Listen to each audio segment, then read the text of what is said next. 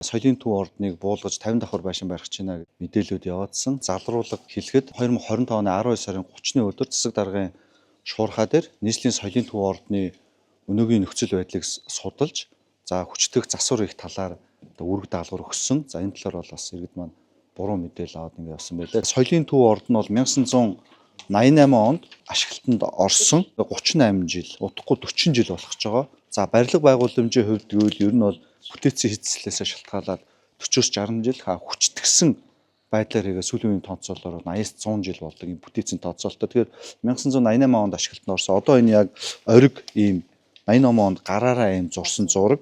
Соёлын төв өргөө нь 15,000 метр квадрат үндсэн 4 блокоос бүрдэж байгаа. А блок гэдээ одоо биднээс энэ зогсож байгаа. Суурийн план зураг бол анх ингэж хийгдээд блокороо 1 2 3 4-р блок гэдэг ингээд А, Б, В, Г гэсэн ийм 4 блок социализмын үед зочид буудалтайгаа, ресторантайгаа, орон сууцтайгаа ингээд хийсэн ийм цогцлбор Монголын түүх соёлын юм болсон ийм барилга.